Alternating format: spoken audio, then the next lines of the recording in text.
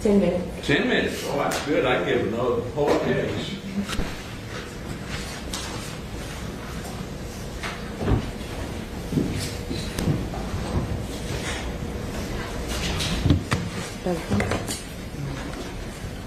Thank you, Judge.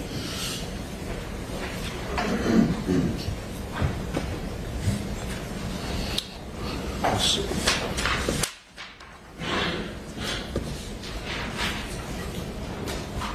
So I guess I need to share my screen. Is that the? Yes. Okay. And if you could come get your thumb drive. Oh, how is it still up? Okay. He's on his laptop, so you can still. Yeah, thanks.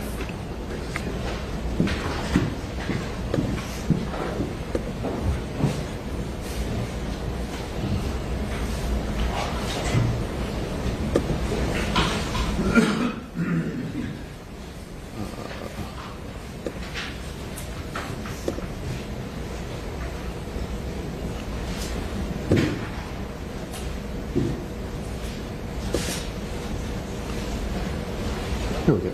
All right.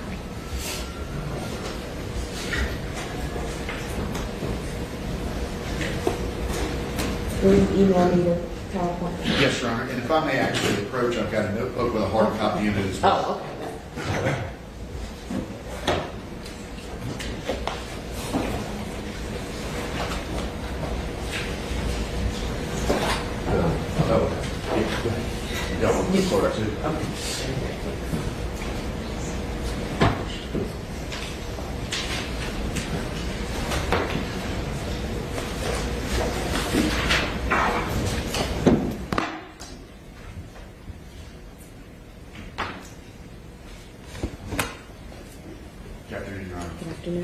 I'm Josh Fani, along with my colleague Vincent Russo from the Robbins firm, here on behalf of the 9 members of the State Senate Special Committee, the Special Committee itself, which has intervened, as the court knows, and also Chairman Cowser of the committee, and Senate President Pro Tem, member of the committee, Senator John F. Kennedy, who are here with us in the courtroom today. As Your Honor knows, this is an important case. It is in many ways a question of first impression, looking at the specific authority of the state Senate. Personality shouldn't matter. Politics shouldn't matter. It is a question of constitutional law. And as the Supreme Court said in the Gonzalez case, just as district attorneys play a critical role in, quote, enforcing the law by prosecuting criminal cases, the General Assembly also plays a critical role in making the law. And 2 specific provisions of the state constitution authorize the General Assembly to impose duties on district attorneys by general law. Another says that it can provide the means of sanctioning district attorneys. That's Article 6, Section 8, paragraphs 1D and paragraph 2. In other words, the General Assembly has an express authority to look at and therefore legislate over issues of district attorneys' offices and their practices. And in that vein, it passed Senate Resolution 465, which looks at those practices. And we know that because the operative paragraph 6A says in the event the committee adopts any specific findings or recommendations that include suggestions for proposed legislation or changes in appropriations, the chairperson shall file a report of the same. The 6th whereas clause says the same thing, that they are looking at issues in order to determine if legislation or changes to appropriations are necessary. Whereas inquiry into these allegations is a key word. Senate Resolution 465 does not say that the petitioner has done or not done anything. It is that's why they're investigating. They're investigating and making an inquiry into these allegations that may show that existing state laws, including those establishing the processes for selecting, hiring, and compensating special assistant district attorneys, are inadequate. That is the constitutional prerogative of the Senate as set forth expressly.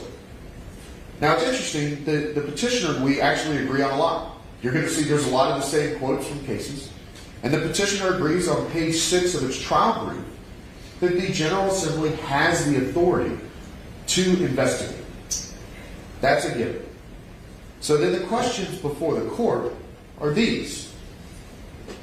Does the state constitution prevent the state Senate or the special committee from issuing enforceable subpoenas?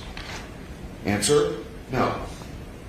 Is the special committee prohibited from convening and acting after the legislature adjourns sine die? Answer again, no. And has the petitioner properly objected to portions of the subpoena ducis tecum? Answer once again, no. And on that point, Mr. Russo will address it, but I'll just say at the outset, none of those arguments apply to the witness testimony subpoena in terms of overbreadth. So now what is the petitioner's burden? And I know the court has competing petition and a competing application before it. We weren't sure which side would go, so that's why we're sitting over here. And if it pleases the court, if we do have any remaining time, if we would be afforded just a slight rebuttal, and I would be fine to give opposing counsel a rebuttal to that as well. But what is the petitioner's burden? Well, in some ways, this court has already examined that. In the order denying the emergency motion, which is tab 1 in your notebook, no need to turn to it, it's just there.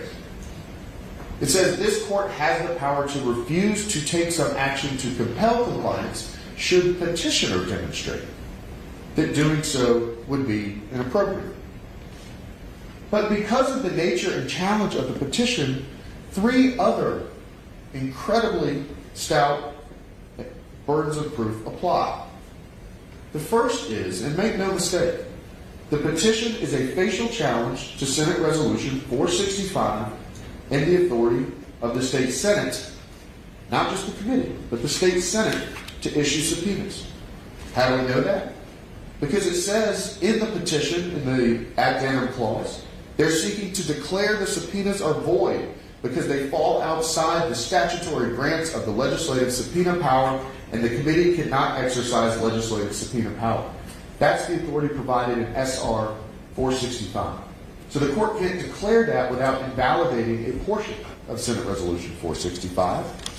And we know in C it says they ask to declare the subpoenas are void because they violate the separation of powers clause of the Georgia Constitution, not the federal Constitution, the Georgia Constitution of 1983. It is a facial challenge. And as the Supreme Court of Georgia said, and this is in your notebook at tab 2, because we don't cite it in our brief, but I think it's a well enough established proposition, a facial challenge is, of course, the most difficult one to mount, because the challenger must establish that no set of circumstances exist under which the act would be valid, meaning the state Senate could never issue subpoenas and enforce them. But there's also a presumption of constitutionality that the petitioner has to overcome. That Senate Resolution 465 is constitutional, that the subpoenas are constitutional, passed pursuant to it, and a presumption of good faith. And the presumption of good faith looks both forward and backwards.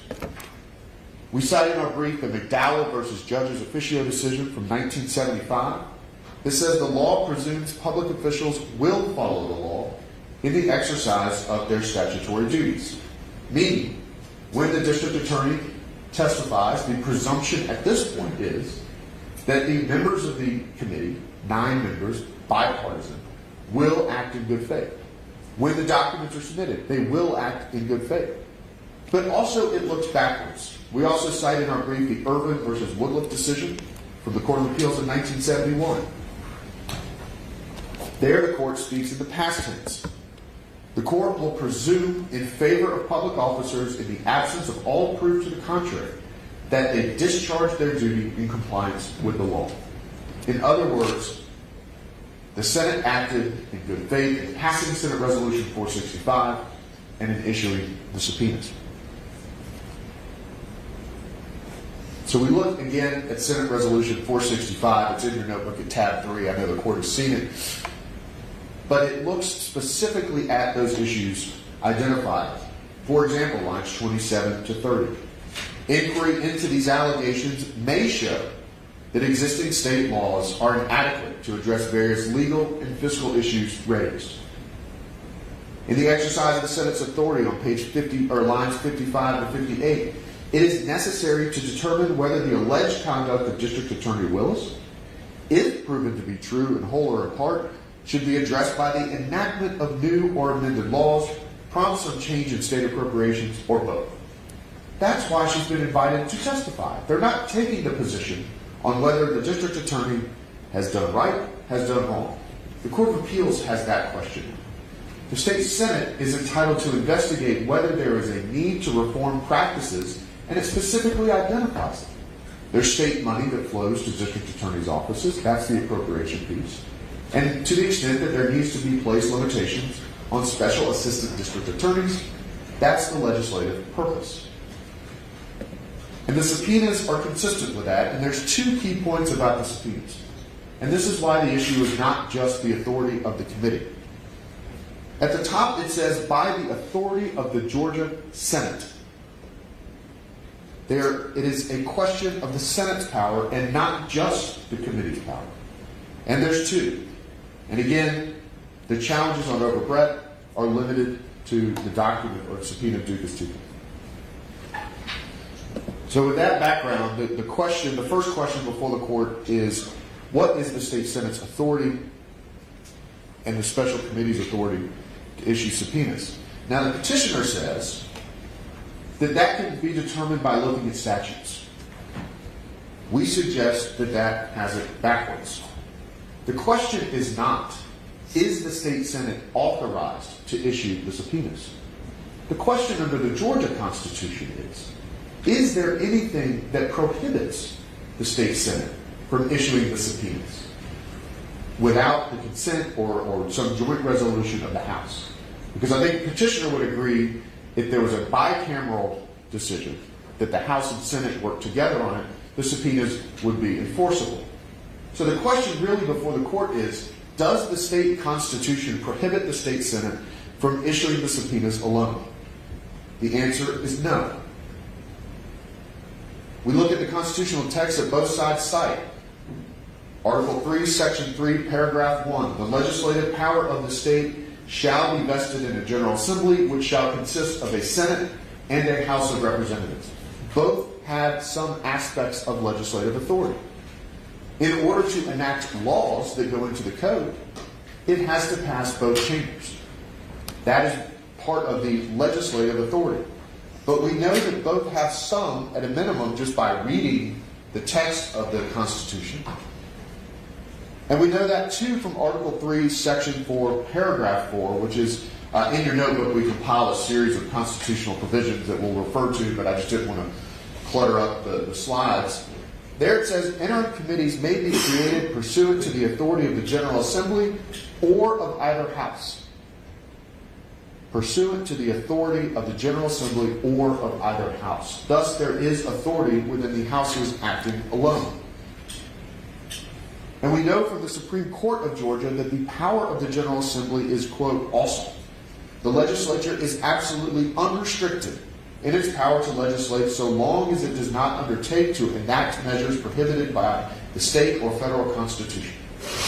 And where Senate Resolution 465 authorizes the issuance of subpoenas, that is the challenge and the attack that the petitioner makes in their petition.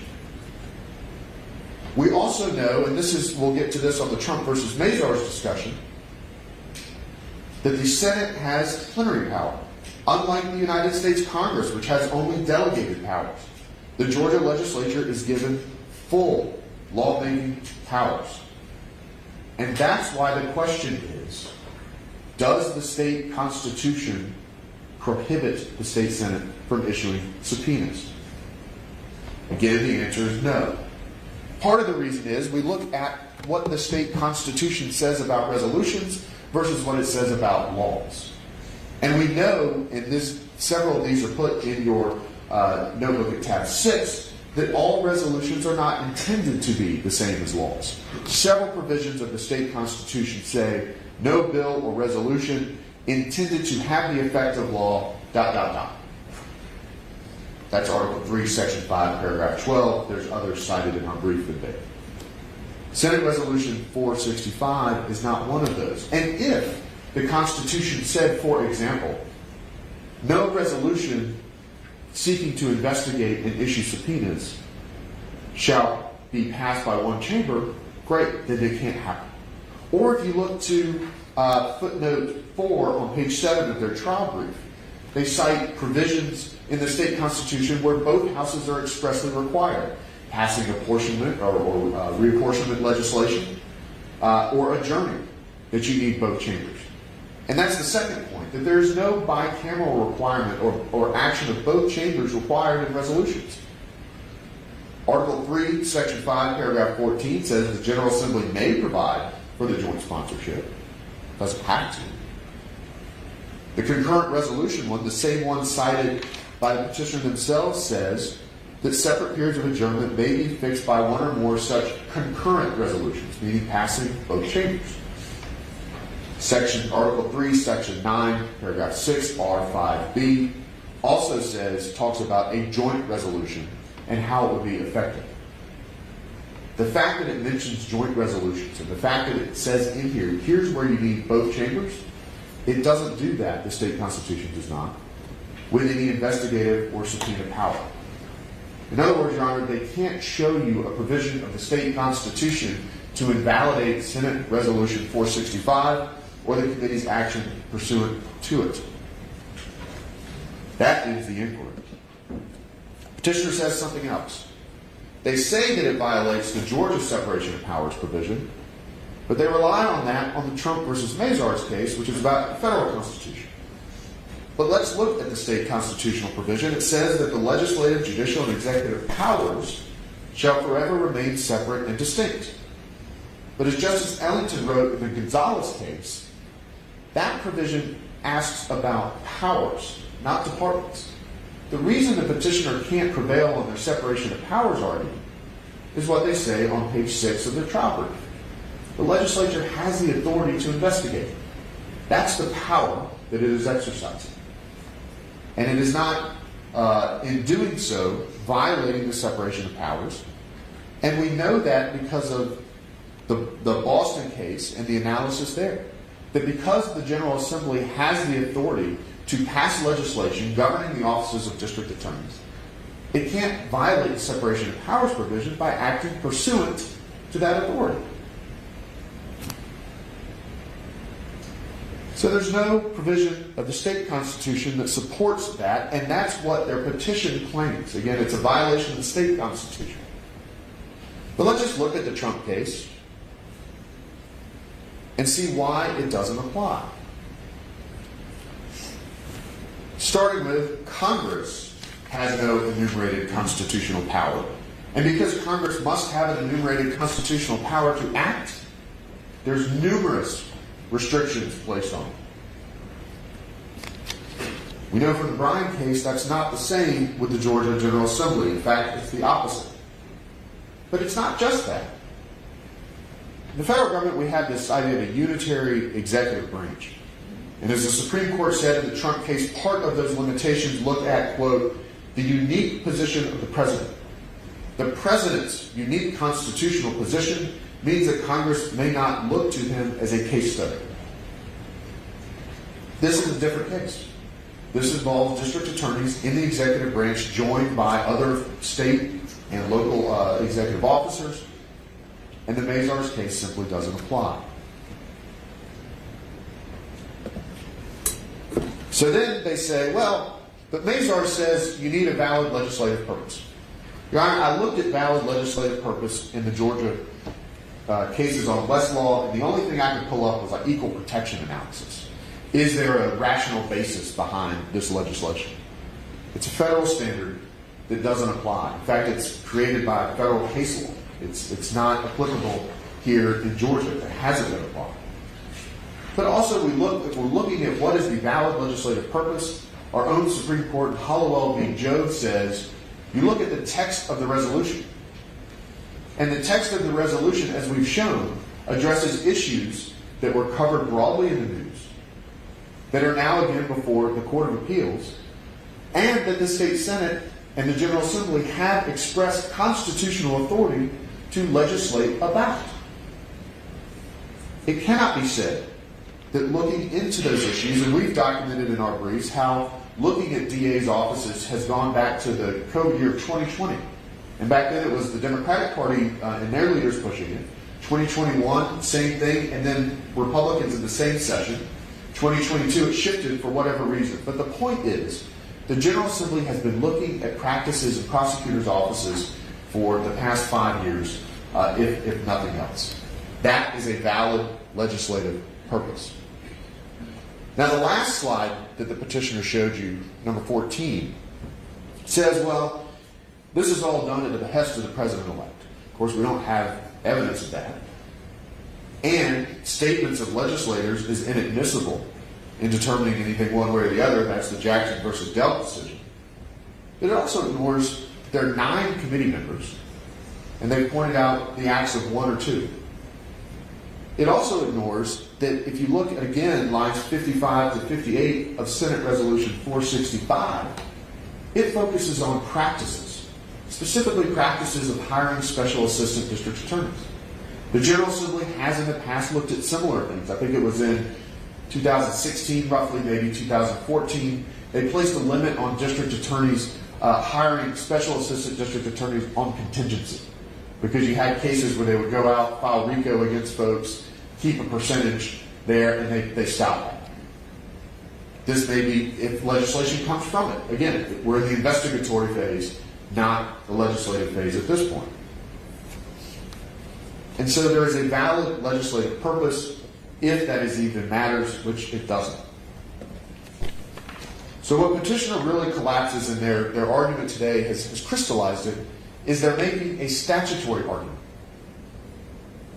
Because they can't find anything in the state constitution that prohibits the Senate from doing this. And they cite 2 statutes. And effectively, as the court heard, their argument is there's only 2 places where the code, not the Constitution, the code says the General Assembly can issue subpoenas, and that is limited to those 2 areas, period. And because it says General Assembly and not Senate, it's over. It has to be the General Assembly. That's in effect their argument.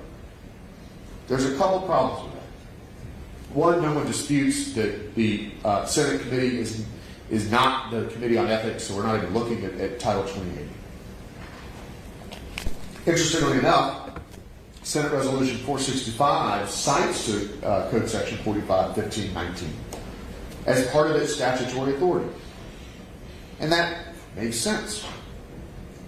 If you look at the language about the General Assembly, the Senate, as we know, is part of the General Assembly, and it has constitutional power regardless.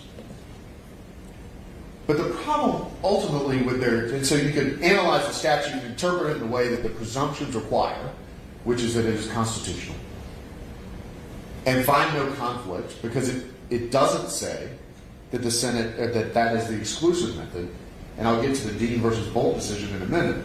But the problem with their statutory argument begins with the state constitution itself.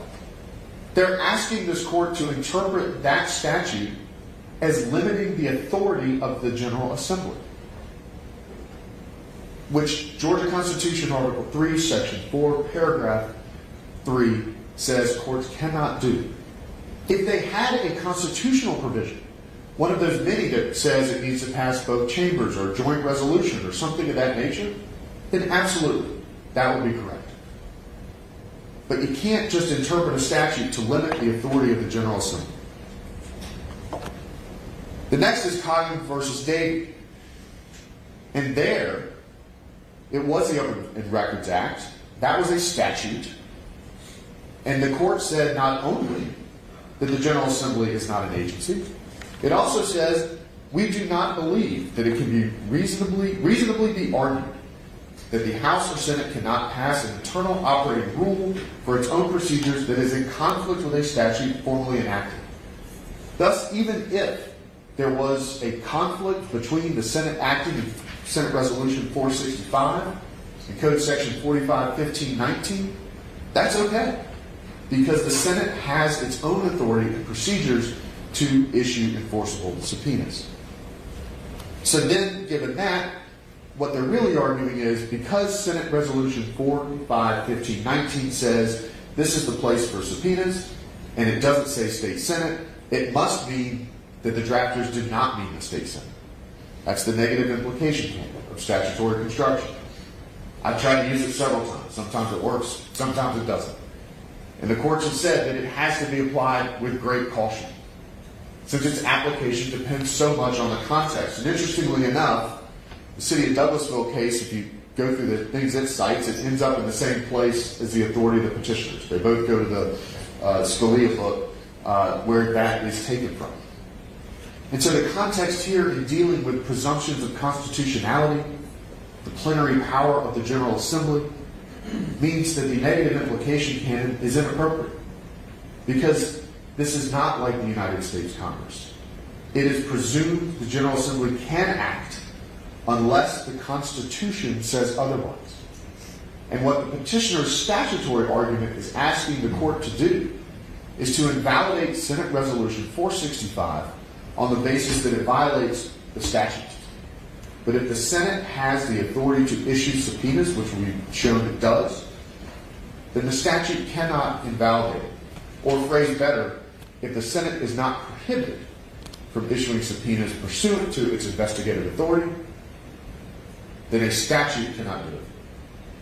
So they then, in their slide 2 of their presentation, cite the Dean versus Bolton decision from 1975. And interestingly enough, we again quote the same provision.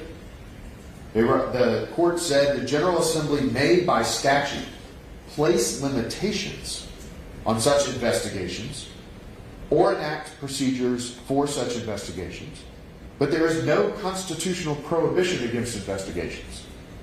So the problem with relying on Dean is twofold for the petitioner. Number one, nothing in 451519, using the word of the Dean versus Bolton decision, places limitations on the state Senate from acting. It says the General Assembly can do this, but it doesn't say it's exclusive. The petitioners are asking you to read that into the statute, which these 3 pieces of authority up here say you can't do. The second issue with Dean versus Bolton is that it's talking about the power of investigations, which is conceded here the Senate has. It doesn't address subpoenas and the issuing of subpoenas. And to read Dean versus Bolton as saying anything more than that would be imposing dicta on the state constitution. And the City of Sandy Springs case we cite in our brief explains why that would be the problem. So their statutory argument doesn't overcome the Senate's authority. The last is, and this was more in the briefing, that the state Senate did not effectively delegate authority to the state or to the committee. I'll be very brief here. 2 provisions kind of dismiss of this pretty quickly. One, the state constitution authorizes interim committees, which the special committee is. 2, Senate Resolution 465 as an act of the state Senate expressly delegates authority. But 3, in some ways, this is a bit of a distraction because, again, going back to the subpoenas themselves, they are issued by authority of the Georgia Senate. Again, make no mistake, Your Honor, the question before the court is Senate Resolution 465 itself constitutional? And does the Constitution prohibit the state Senate from issuing subpoenas? The answer to 1 is yes, it is constitutional. They've not shown otherwise. And the answer to 2 is no. Nothing prohibits the Senate from issuing the subpoenas. And with that, I'll hand it over to my colleague, Mr. Russo, who will take the remaining couple arguments, and if we have any time that we can serve for a rebuttal, if that please the court. That's fine. I have one quick question. Yes, that very last page, I just want to make sure I'm not supposed to be looking at a different resolution. Is that just the inverse of numbers? You go back. Okay. I just want to be sure I'm writing down right. See at the very bottom it says SR 456. Yeah, it's supposed to be 465, right? Okay. Yes. I just want to make sure. At the top, I had it right. At the bottom, the caffeine wore off. So I just want to make sure I wasn't looking at 456 as well. Okay. Yep. No, you're right. Okay. Thank you. Thank you.